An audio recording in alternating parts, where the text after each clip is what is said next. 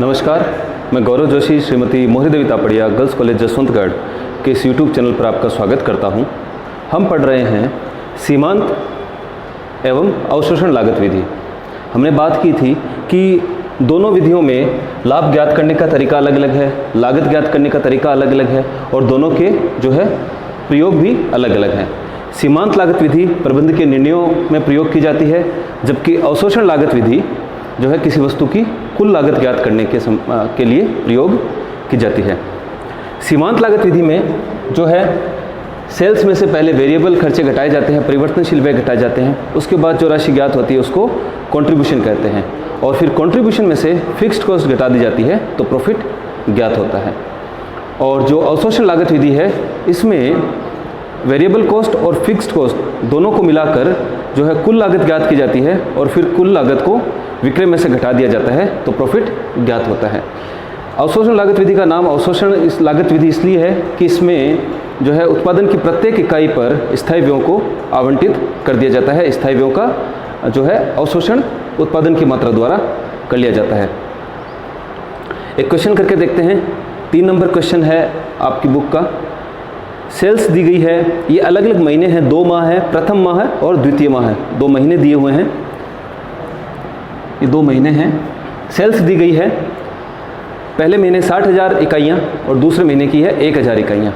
Production दिया हुआ है, उत्पादन दिया हुआ है 1 लाख इकाइयाँ पहले महीने और दूसरे महीने 60,000 इकाइयों का प्रोडक्शन हुआ है। सेल्स पर यूनिट जो बिक्री की गई है इकाइयाँ वो प्रति इकाई 50 रुपये के हिसाब से जो बिक्री की गई हैं। वेरिएबल कॉस्ट पर यूनिट दी हुई है 30 रुपये, फिक्स्ड कॉस्ट दी हुई है 6 लाख रुपये। Standard absorption rate per unit of fixed cost, इसका मतलब ये हुआ कि स्थायी व्ययों की जो अवशोषण दर है वो 10 रुपये प्रति इकाई है। जब हम क्लोजिंग स्टॉक की गणना करेंगे तब हम जो है क्लोजिंग स्टॉक की गणना इस दर के हिसाब से करेंगे। जो स्थायी व्यय है वो 10 रुपये प्रति इकाई के हिसाब से अवशोषित किए जाएंगे स्टॉक पर जो इकाइयाँ हैं उत्पादन की। सेलिंग एंड डिस्ट्रीब्यूशन एक्सपेंसेज, जब बिक्री की जाती है उत्पादित इकाइयों की तो फिक्स्ड कॉस्ट आती है 1 लाख रुपये और वेरिएबल कॉस्ट है 2 रुपये प्रति इकाई। सीमांत लागत विधि एवं अवशोषण लागत विधि के अंतर्गत लाभ ज्ञात कीजिए। तो पहले हम लाभ ज्ञात करेंगे मार्जिनल कॉस्टिंग के अंतर्गत, सीमांत लागत विधि के अंतर्गत। Computation of profit under marginal costing. Profit का कैलकुलेशन करना है। सेल्स ले लेते हैं, पहले महीने की दूसरे महीने की सेल्स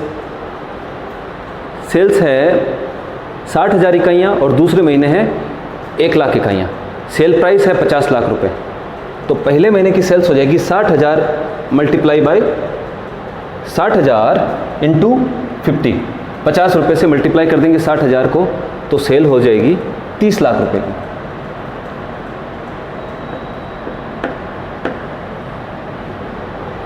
और दूसरे महीने की सेल्स हो जाएगी 1 लाख इकाइयाँ सेल्स करी है 50 रुपये के हिसाब से तो 50 लाख की सेल्स आ जाएगी।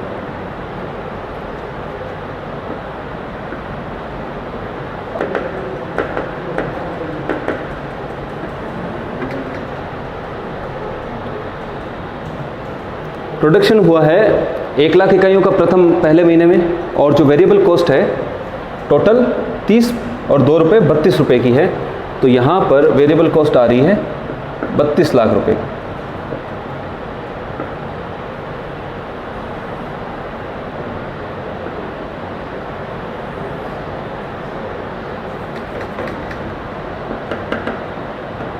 ₹50 लाख रुपए की सेल है।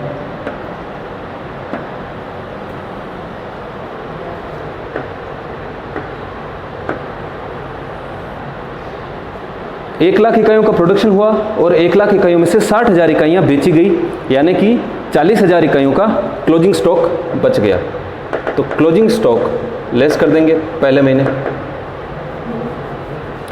अगर कोई ओपनिंग स्टॉक हो तो उसको ऐड कर देते हैं और क्लोजिंग स्टॉक को लेस कर देते हैं। तो पहले महीने किसी प्रकार का ओपनिंग स्टॉक नहीं दिया हुआ है क्लोजिंग स्टॉक बचेगा, क्योंकि 1 लाख इकाइयों का प्रोडक्शन किया था, 60,000 इकाइयाँ बेची गई हैं, तो 40,000 का क्लोजिंग स्टॉक बचेगा। और 40,000 को हमने बात की थी सीमांत लागत लेखांकन में, जो है क्लोजिंग स्टॉक, उसका मूल्यांकन भी हम परिवर्तनशील व्ययों के आधार पर करते हैं। तो 32 रुपये प्रति इकाई के हिसाब से जो है क्लोजिंग स्टॉक ज्ञात कर लिया जाएगा। तो 40,000 को मल्टीप्लाई करेंगे 32 से, 40,000 को 32 से गुणा करेंगे तो आता है 12,80,000 रुपये। टोटल प्रोडक्शन था 32 लाख रुपए का, 1 लाख इकाइयाँ प्रोडक्शन करी, और वेरिएबल कॉस्ट आ रही है 32 रुपये, 30 रुपये प्रोडक्शन कॉस्ट, 2 रुपये सेलिंग एंड डिस्ट्रीब्यूशन कॉस्ट, तो 32 लाख रुपये। इस 32 लाख में से क्लोजिंग स्टॉक घटा देंगे 12,80,000 का, 12,80,000 का क्लोजिंग स्टॉक घटा देंगे तो आएगी 19,20,000 रुपये। तो जो इकाइयाँ बेची गई हैं 60,000 इकाइयों की, वेरिएबल कॉस्ट आ रही है 19,20,000 रुपये, और सेल्स में से वेरिएबल कॉस्ट घटा देंगे तो ये आता है 10,80,000 रुपये। ये हमारा यहाँ पर कंट्रीब्यूशन को प्राप्त हो जाता है 10,80,000 रुपये। इस कंट्रीब्यूशन में से फिक्स्ड कॉस्ट घटा देंगे। फिक्स्ड कॉस्ट दी हुई है 6 लाख रुपये और 1 लाख रुपये, 7 लाख रुपये फिक्स्ड कॉस्ट दी हुई है। 7 लाख रुपये फिक्स्ड कॉस्ट घटा देंगे तो यहाँ पर प्रॉफिट ज्ञात हो जाता है 3,80,000 रुपये। दूसरे महीने की सेल है 50,000 की, वेरिएबल कॉस्ट, दूसरे महीने में प्रोडक्शन हुआ है 60,000 इकाइयों का, दूसरे महीने प्रोडक्शन हुआ है 60,000 इकाइयों का, तो वेरिएबल कॉस्ट आ जाएगी 60,000 इंटू 32, क्योंकि वेरिएबल कॉस्ट है उत्पादन की है 30 रुपये और बिक्री की है 2 रुपये, तो 32 रुपये है टोटल वेरिएबल कॉस्ट। हमने बात की थी सीमांत लागत लेखांकन में, सेल्स में से टोटल वेरिएबल कॉस्ट घटा दी जाती है और जो राशि प्राप्त होती है वो कंट्रीब्यूशन प्राप्त होता है, और कंट्रीब्यूशन में से टोटल फिक्स्ड कॉस्ट घटा दी जाती है तो जो राशि प्राप्त होती है वो राशि प्रॉफिट होती है। तो हमने पहले महीने यही किया, सेल्स है, टोटल वेरिएबल कॉस्ट उत्पादन करने की और बिक्री की, जो वेरिएबल कॉस्ट थी 30 रुपये और 2 रुपये 32 रुपये, 32 रुपये को हमने जो है प्रोडक्शन यूनिट्स 1 लाख से गुणा किया तो 32 लाख रुपये आई टोटल वेरिएबल कॉस्ट। इसमें से कुछ क्लोजिंग स्टॉक बच गया था, 1 लाख में से बिक्री की 60,000 इकाइयों की, तो 40,000 का क्लोजिंग स्टॉक बच गया था। तो 40 जो क्लोजिंग स्टॉक का मूल्यांकन भी हम जो है वेरिएबल कॉस्ट के आधार पर ही करते हैं।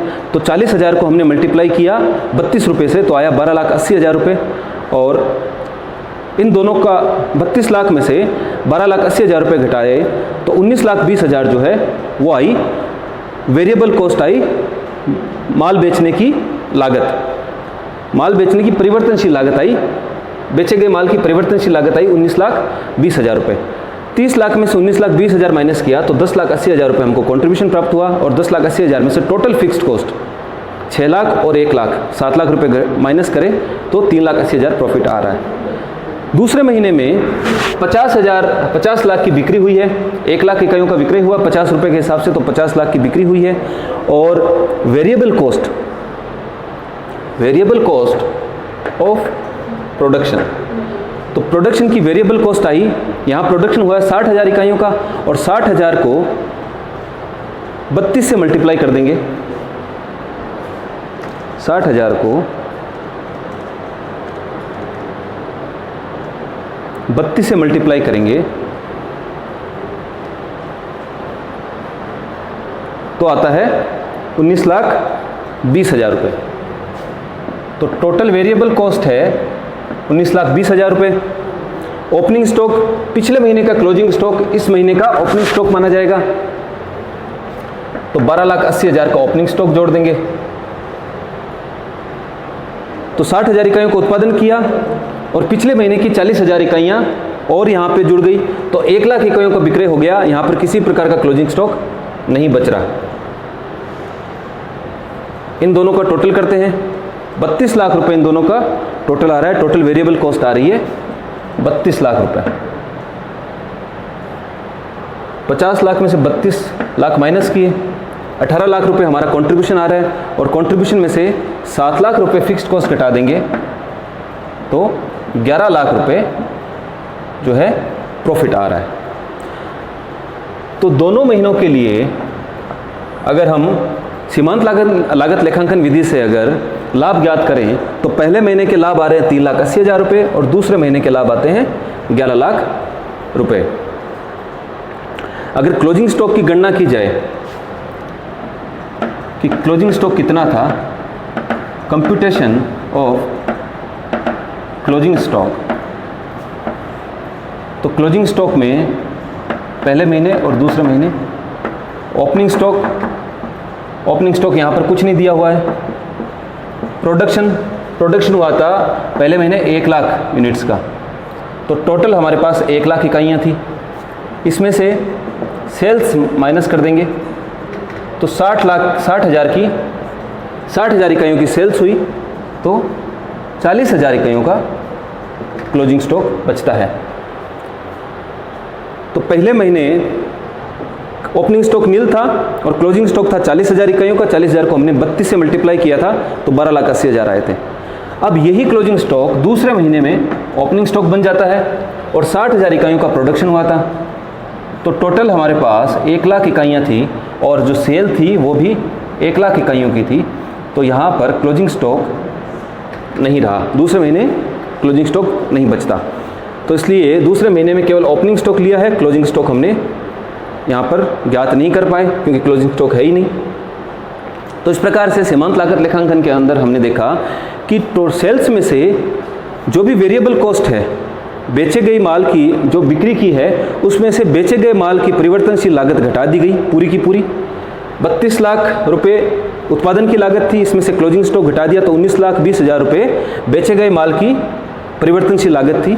तो 30 लाख में से परिवर्तनशील लागत घटा दी तो बचता है कंट्रीब्यूशन, और कंट्रीब्यूशन में से जो हमने फिक्स्ड कॉस्ट घटाई तो यहाँ पर हमको प्रॉफिट प्राप्त हो जाता है।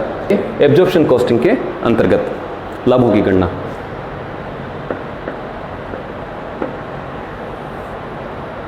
अमाउंट के 2 कॉलम बना लेते हैं।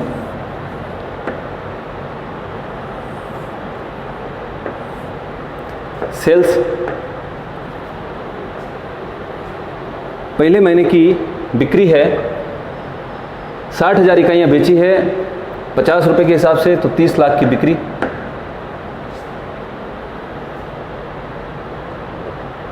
वेरिएबल कॉस्ट, उत्पादन की वेरिएबल कॉस्ट, प्रोडक्शन की वेरिएबल कॉस्ट है 30 रुपये प्रति इकाई और प्रोडक्शन हुआ है 1 लाख इकाइयों का, तो 30 लाख रुपए। फिक्स्ड कॉस्ट, उत्पादन की जो स्थायी लागत है वह है 6 लाख रुपए।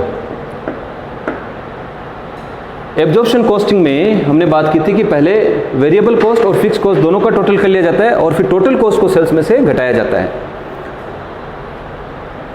तो जो कॉस्ट ऑफ प्रोडक्शन है वह आ रही है 36 लाख रुपए। अब कॉस्ट ऑफ प्रोडक्शन में से अगर कोई पहले से ओपनिंग स्टॉक था तो वो हम ऐड कर देंगे। तो ओपनिंग स्टॉक पहले महीने नहीं था, और अगर क्लोजिंग स्टॉक है तो उसको लेस कर देंगे। तो क्लोजिंग स्टॉक है 40,000 रुपये का। क्लोजिंग स्टॉक की गणना अगर हम करें तो क्लोजिंग स्टॉक के लिए वेरिएबल कॉस्ट है 30 रुपये की पर यूनिट, और जो फिक्स्ड कॉस्ट है वो हम अब अवशोषण करेंगे 10 रुपये प्रति इकाई के हिसाब से। यहाँ पर क्वेश्चन में दिया हुआ है standard absorption rate per unit of fixed cost. Fixed cost की जो अवशोषण दर है वह है 10 रुपये प्रति इकाई। तो हम क्लोजिंग स्टॉक का मूल्यांकन जो है इस दर के आधार पर करेंगे। तो पहले तो हम वेरिएबल कॉस्ट ले लेंगे। तो अगर क्लोजिंग स्टॉक का मूल्यांकन किया जाए, valuation of closing stock under absorption costing, तो क्लोजिंग स्टॉक अगर वैल्यूएशन किया जाए पहले महीने और दूसरे महीने, तो पहले महीने में 40,000 इकाइयाँ हैं तो वेरिएबल कॉस्ट 40,000 है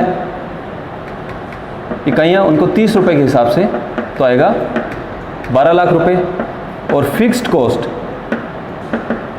दे रखी है 10 रुपये प्रति इकाई, तो 40,000 का 10 रुपये प्रति इकाई के हिसाब से अवशोषण किया जाएगा जो है इसका फिक्स्ड कॉस्ट का, तो 4 लाख रुपए।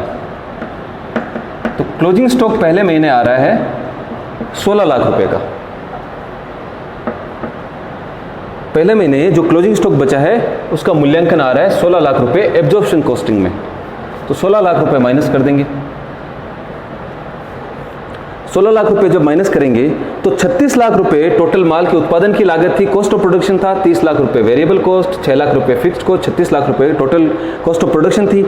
इसमें किसी प्रकार का ओपनिंग स्टॉक नहीं था, लेकिन क्लोजिंग स्टॉक था जिसको हमने 16 लाख रुपए पर मूल्यांकित किया है। वो हम अगर माइनस कर दें तो जो माल बेचा है उसकी लागत आ रही है कॉस्ट ऑफ गुड्स सोल्ड। जो माल बेचा है उसकी लागत आ रही है 30 लाख रुपए। अब जिस माल को बेचा है तो बेचने के संबंध में विक्रय एवं वितरण के खर्चे भी किए होंगे, तो उनको भी हम ऐड कर देंगे। Add selling and distribution expenses. इनमें पहला है वेरिएबल कॉस्ट, दूसरा है फिक्स्ड कॉस्ट। तो पहले महीने कितने रुपए का माल बेचा, कितनी इकाइयां बेची, 60,000 इकाइयां बेची पहले महीने। तो 60,000 इकाइयां बेची और बेचने पर जो है सेलिंग एंड डिस्ट्रीब्यूशन एक्सपेंसेस आते हैं 2 रुपये पर यूनिट। तो 60,000 इकाइयों का 2 रुपये पर यूनिट के हिसाब से 1,20,000 रुपये आएगी वेरिएबल कॉस्ट।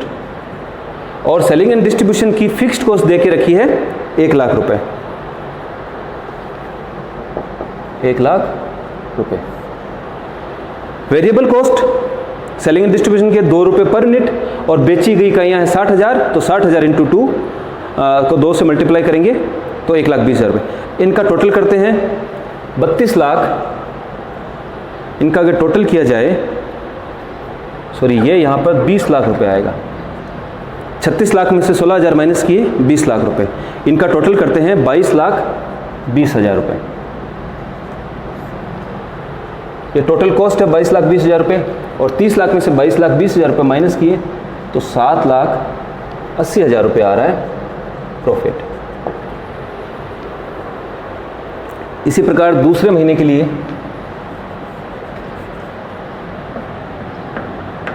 इसको यहाँ पर लिख देते हैं 3,80,000 ये 11 लाख। दूसरे महीने का ज्ञात करते हैं प्रॉफिट।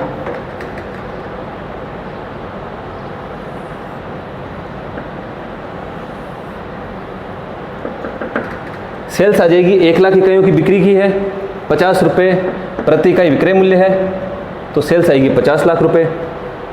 वेरिएबल कॉस्ट, प्रोडक्शन हुआ 60,000 इकाइयों का और वेरिएबल कॉस्ट है 30 रुपये प्रति इकाई, तो 18 लाख रुपए जो है वेरिएबल कॉस्ट आएगी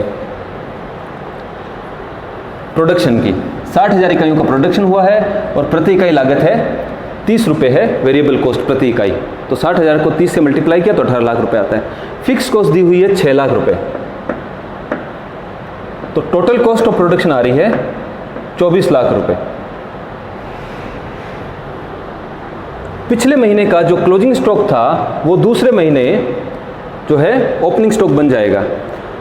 तो दूसरे महीने पहले महीने का ओपनिंग स्टॉक 16 लाख रुपए पिछले महीने का आगे लाया गया। दूसरे महीने किसी प्रकार का क्लोजिंग स्टॉक बचता नहीं है, तो जो टोटल माल बेचा है, टोटल इकाइयाँ बेच दी 1 लाख इकाइयाँ, तो 60,000 इकाइयों की लागत है 24 लाख रुपए, और जो 40,000 रुपये पिछले महीने का ओपनिंग स्टॉक क्लोजिंग स्टॉक था वो ओपनिंग स्टॉक के रूप में पड़ा है दूसरे महीने, उसकी लागत है 16 लाख रुपए। तो 60,000 और 40,000 टोटल 1 लाख इकाइयाँ बेची है, और 1 लाख इकाइयों का जो टोटल मूल्य है, बेची गई इकाइयों का जो लागत है वह आ रही है 40 लाख रुपए। जो टोटल मूल्य आता है 40 लाख रुपए। अब इस 40 लाख रुपए में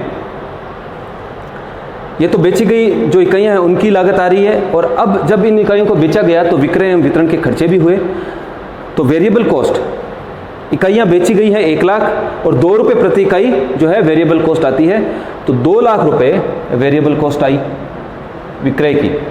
और फिक्स्ड कॉस्ट आती है विक्रय वितरण व्यय में, जो फिक्स्ड कॉस्ट है वह है 1 लाख रुपये की। तो इनका अगर टोटल किया जाए तो 40 लाख रुपए तो बेचे गए माल की लागत, फिर बिक्री जब की गई तो 2 लाख रुपए परिवर्तनशील व्यय हुए, 1 लाख स्थायी व्यय हुए, तो 3 लाख विक्रय वितरण के खर्चे, तो 40 लाख प्लस 3 लाख ये आता है 43 लाख रुपए। और 50 लाख में से अगर 43 लाख रुपए माइनस कर दिया जाए तो आएगा 7 लाख रुपए। तो मार्जिनल कॉस्टिंग में जो पहले महीने और दूसरे महीने का प्रॉफिट आ रहा था वो आ रहा था 3,80,000 रुपये और 11 लाख रुपए, और एब्जॉर्प्शन कॉस्टिंग 80,000 रुपये और 7 लाख रुपए। तो दोनों प्रकार की विधियों में जो लाभ ज्ञात किए जाते हैं वो लाभ अलग अलग आएंगे, और जो इनके लाभों के अंतर का कारण रहता है जो क्लोजिंग स्टॉक और ओपनिंग स्टॉक के जो मूल्यांकन का आधार है उसमें अंतर होने का कारण। सीमांत लागत विधि में हम जो है क्लोजिंग स्टॉक का मूल्यांकन करते हैं परिवर्तनशील व्ययों के आधार पर, जबकि अवशोषण लागत विधि में हम क्लोजिंग स्टॉक का मूल्यांकन करते हैं वेरिएबल कॉस्ट और फिक्स कॉस्ट दोनों के आधार पर। इसलिए जो है दोनों विधियों में लाभों में अंतर रहता है। तो आज के लिए इतना ही। एक प्रैक्टिकल क्वेश्चन हमने करके देखा सीमांत लागत विधि और अवशोषण लागत विधि दोनों प्रकार से, और इन दोनों विधियों में किस प्रकार से हम जो है लाभों की गणना करते हैं वो हमने जाना। इस वीडियो को लाइक कीजिए, शेयर कीजिए, हमारे YouTube चैनल को सब्सक्राइब कीजिए। धन्यवाद।